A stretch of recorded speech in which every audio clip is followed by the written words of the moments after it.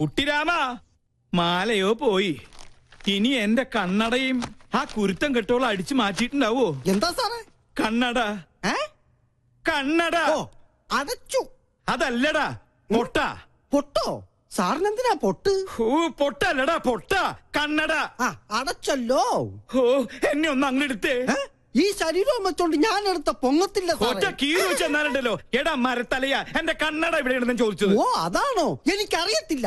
ദേ ഒരു കാര്യം, സാർ എന്നെ പിരിച്ചുവിട്ടാലും വേണ്ടൂല. ഇനി പിങ്കക്കുഞ്ഞിന്റെ ഷോ കഴിഞ്ഞാലേ ഞാൻ ഫ്രീ ആവത്തുള്ളൂ.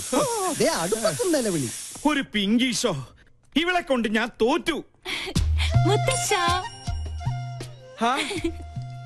എവിടെ വെച്ച് മറന്നാലും ഈ സമയത്ത് ഇത് അന്വേഷിക്കുമെന്ന് എനിക്ക് അറിയായിരുന്നു. ഓ പിന്നെ, ആ തല തിരിഞ്ഞവരുടെ വേഷം കെട്ട് കാണാനൊന്നും എന്നെ കിട്ടില്ല.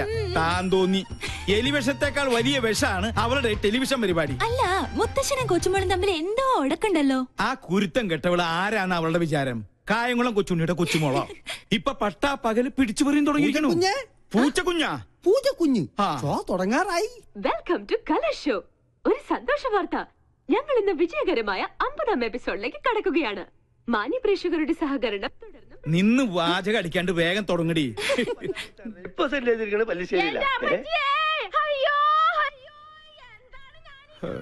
മാല അടിച്ചു മാറ്റിട്ട് അവളുടെ കളി.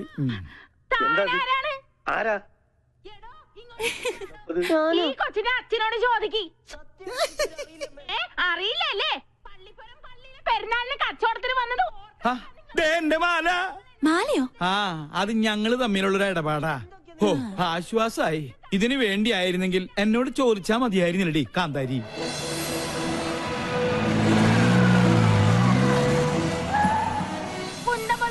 ഈ പല്ല് തന്നെ ധാരാളം. ഇറങ്ങണോ ഇവിടുന്ന്?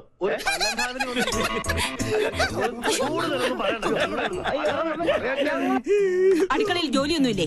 ഉണ്ട്, സാറ് നിർബന്ധിച്ചിട്ടാ. ചുമ്മാതല്ല കോമാളി വേഷം കെട്ടി കൊച്ചുമോള് തെരുവിൽ കാള കളിച്ച് നടക്കുന്നേ. പ്രോത്സാഹിപ്പിക്കാൻ കുടുംബത്തിൽ തന്നെ ആൾക്കാരുണ്ടല്ലോ.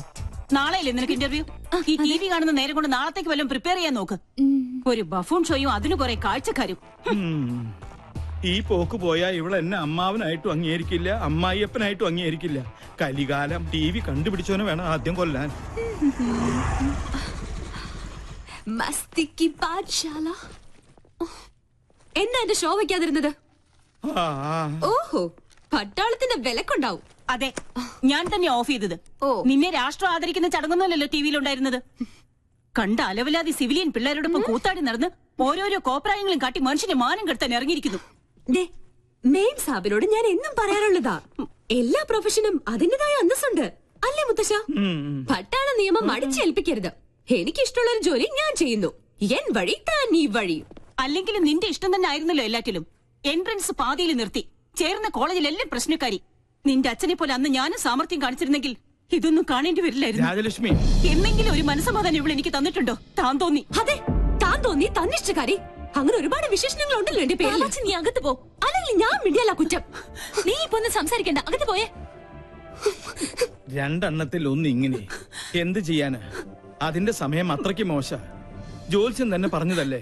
സമയദോഷത്തിന്റെ പേരും പറഞ്ഞു വല്യമാമ തന്നെ അവൾക്ക് വളം വെച്ച് കൊടുക്കുന്നത്. നിഷേധിക്കുന്നില്ല. ഇത്തിരി ശാസനയുടെ കുറവുണ്ട്. ഇപ്പൊ തന്നെ അത് ശരിയാക്കി തരാം. എടി പിങ്കി, പിങ്കി, നീ കുറെ ദിവസമായി തുടങ്ങിയിട്ട്. എവിടെ അവള്? നിന്നെ ഞാൻ ഇന്നും. പിങ്കി, സുഖല്ലേ? എന്റെ മാല എവിടെ? കേട്ടില്ലേ കോട്ടയത്തിന് കോട്ടപ്പിള്ളേച്ചൻ 90 കഴിഞ്ഞപ്പോ പെങ്കടിക്കാൻ പോയി. മാല കേട്ട് വന്നു, കോട്ട വാങ്ങി വന്നു. മാല വേണോ കോട്ട വേണോ? രണ്ടും. ആദ്യം കോട്ട പിന്നെ മാല. ഓക്കേ? ഈ പട്ടാളവും കലയും തമ്മിൽ ചേരില്ല മുത്തശ്ശ.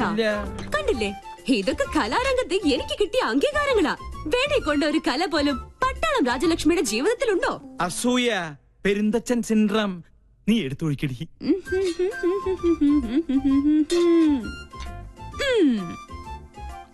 കപ്പ് നിറഞ്ഞില്ലേട്ടാ.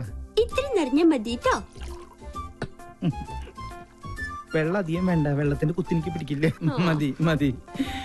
മോളെ വന്നേ. നീ നിന്നോട് പല പ്രാവശ്യവും ഞാൻ ചോദിക്കണം ചോദിക്കണം എന്ന് വെച്ച് വിചാരിച്ചിരിക്കുകയായിരുന്നു. നിനക്കെന്താ ഇങ്ങനെ ഒരു ക്ഷീണം?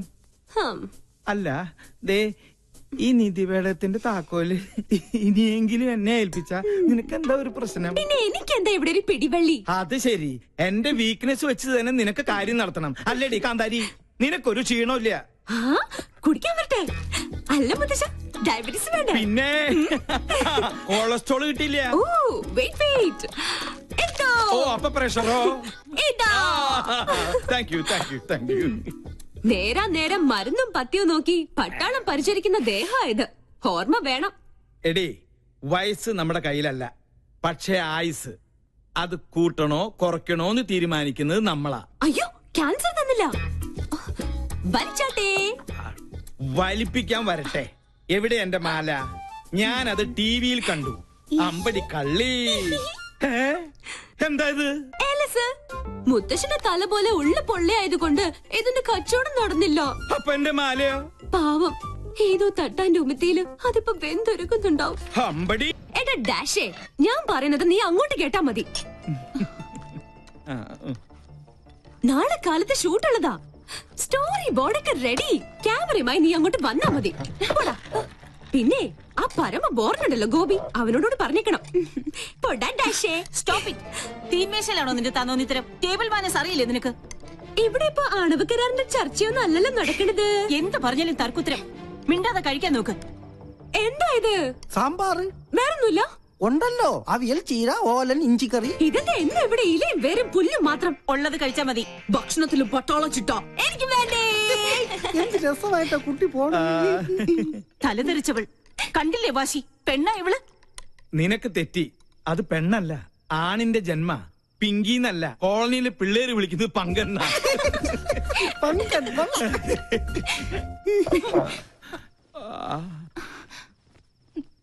മോള് കഴിക്ക്. ഇതിവിടെ പുത്തിരിയൊന്നും അല്ലല്ലോ. അസുരഗണം, ദേവഗണം. തീന്മേശയിലല്ല, ശ്വാസം പോയി മരണപ്പായിൽ കിടത്തിയാൽ പോലും ഇവര് തമ്മിൽ ചേരില്ല. എനിക്ക് മതി. എന്നാ പിന്നെ എനിക്കും മതി. അതാ നല്ലത്. അല്ലെങ്കിൽ വേണ്ട. സ്വന്തം മാല നഷ്ടപ്പെട്ടവനാ ഞാൻ. അതിന്റെ ക്ഷീണം എനിക്കുണ്ട്. അത്താഴ പട്ടിണി കിടക്കേണ്ട ഒരു കാര്യമില്ല. എന്നാ കുട്ടിരാമ, നീ ഇത്തിരി പച്ചമോരും എടുത്തേ. പച്ചമോര് നീലമോരും ഒന്നും ഇവിടെ ഇല്ല. വേണമെങ്കിൽ ഇച്ചിരി വെളുത്ത മോര് തരാം. മാല നഷ്ടപ്പെട്ടവനാ ഞാൻ. നീ എന്നെ കൊണ്ട് നിന്റെ കുടൽ മാല എടുപ്പിക്കരുത്. എടുക്കടാ.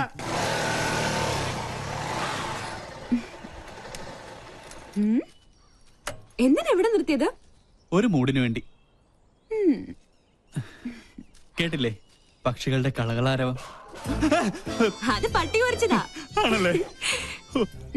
പക്ഷികളുടെ കളകളാരവം അത് പറഞ്ഞതല്ലേ? അതല്ലേ?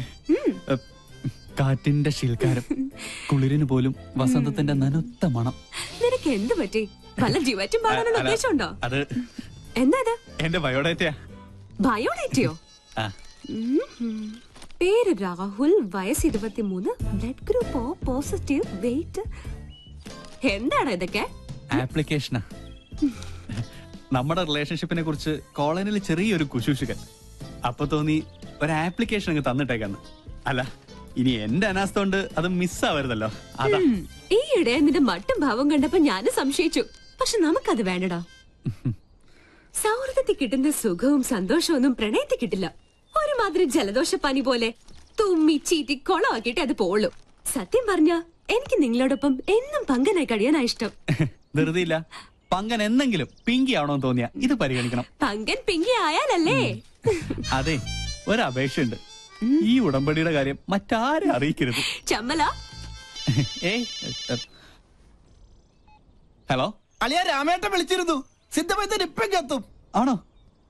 രക്ഷപ്പെട്ടു. എന്റെ ക്ലേശങ്ങൾ മാറ്റാൻ വന്ന കേശാനന്ദ സ്വാമികൾക്ക് നമോവാകും. ആരാരോഗി? ഞാൻ ആ ഗോപി. അത് ഈ ഗോപിക്കുറി കണ്ടപ്പോഴേ എനിക്ക് മനസ്സിലായി. പേര് പോലെ തന്നെ എന്റെ ലൈഫും ഗോപിയാ. എന്താ രോഗം? ഞാനൊരു കല്യാണം കഴിച്ചു.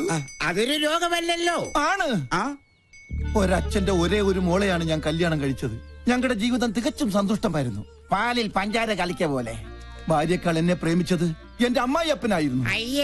അയ്യേ തെറ്റിദ്ധരിക്കരുത്. അദ്ദേഹത്തിന് നല്ലൊരു പിതൃഹൃദയമുണ്ടായിരുന്നു. ഞാൻ വേണ്ട എന്ന് പറഞ്ഞിട്ടും അദ്ദേഹം നിർബന്ധിച്ച് എനിക്ക് ശ്രീധരമായ ഒരു ടെമ്പോ ട്രാവലർ വാങ്ങിച്ചു തന്നു. അത് ട്രയലൊടിച്ച ശുഭമുഹൂർത്തത്തിലാണ് അത് സംഭവിച്ചത്.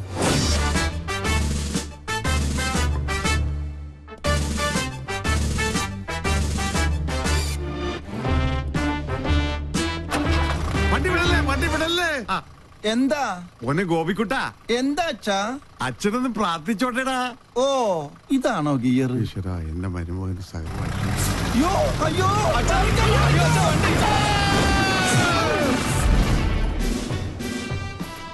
ഈ നോക്കൂത്തി ആരാ കൊണ്ടുവച്ചത്? അന്നൊരു കാൽപ്പഴ പറ്റിയതാ. ചത്താ കൊല്ലു ഞാൻ. ചത്തെങ്കിൽ എത്ര നന്നായിരുന്നു. ഞാൻ പയറ് പോലെ ഓടി കിടക്കണം. അന്ന് വട്ടായതാ. ഇപ്പൊ രാവും പകലും ബ്രാൻഡി അടിച്ച് ബാൻഡും കൊട്ടി മധുര 16-കാരിയായ മോക്ക് കാവലിരിക്കുക.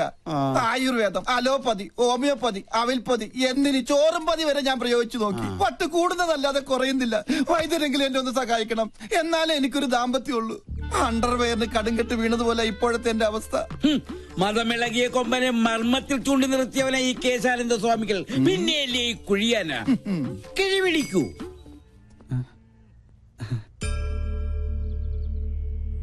എല്ലാം എന്റെ അളിയന്റെ ഭാഗ്യം. അയ്യോ എന്റെ അമ്മേ, എന്റെ കൊല്ലാമല്ലേ. നിന്റെ അച്ഛന് വണ്ടി കൂടിയടാ. അയ്യോ വേണ്ട വേണ്ട, എന്നോട് കളിക്കല്ല, ഞാൻ ചൂണ്ടുവരലേ നിർത്തും.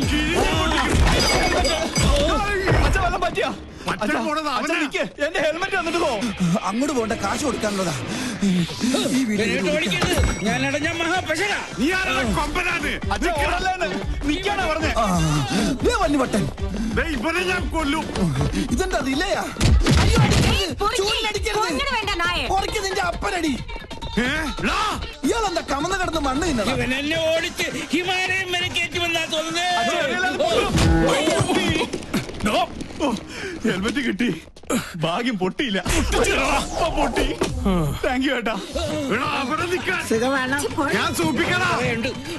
എന്നെ ഓടിച്ചിട്ട് ഞാൻ തുപ്പും. ഞാൻ കാർക്കിച്ചത് പോടാ. കൊല്ലും ഞാൻ നിന്നെ. പിന്നെ അയ്യോ, ഇവിടെ ഒളിക്കാൻ ഒരു ഗുഹ പോലും ഇല്ലല്ലോ. അയ്യോ, എവിടെ ആളുടെ മുമ്പ് നീ അവന്റെ മുടി ഞാൻ പൊട്ടടിക്കും.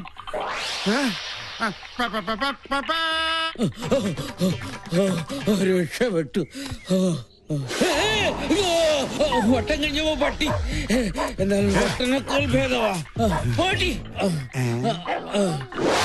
ഉള്ളാനിരിക്കണേനല്ലേ ഇത് ഞാൻ മുള്ളിക്കാടാ.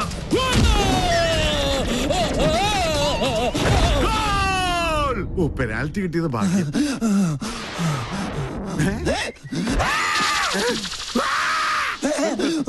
നിൽക്കാനല്ലേ ഞാൻ ഓടുന്നത്. ഇതെവിടെ പോയി?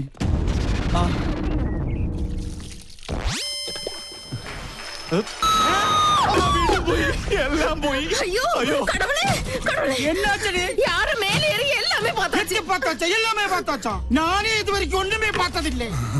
ആ ഈ ഹെൽമെറ്റ് വെച്ചാൽ ആരും തിരിച്ചറിയില്ല. ഇവന് ഞാൻ കാശ് കൊടുക്കാനില്ലല്ലോ.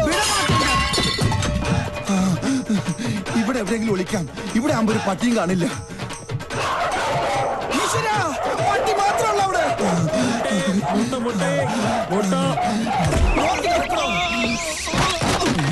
മൊട്ടാഭിഷേകോ?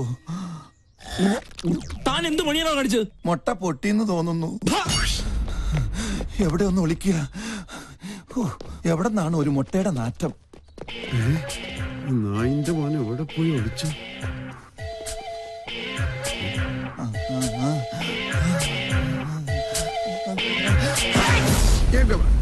ഞാൻ തുമ്മിയെ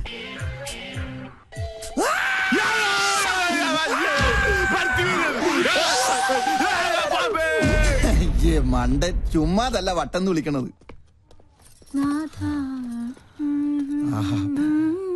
മോളു നിന്നെ ഞങ്ങൾ എങ്ങോട്ട് പോയി വേതാളം? അവനെ നീ ഞാൻ പാതാളത്തിലാക്കും. ഈ വട്ടനെ ചികിത്സിക്കാൻ കണ്ടൊരു നേരം, ഇതിപ്പോ എന്നെ ചികിത്സിക്കേണ്ട ഗതിയായി. അയ്യോ അയ്യോ, അയ്യോ.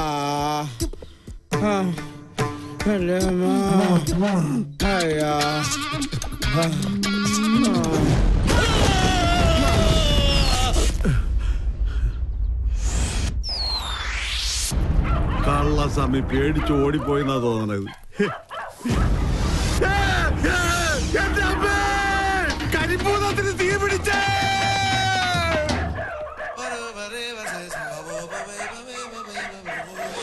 ഭൂതമല്ലേ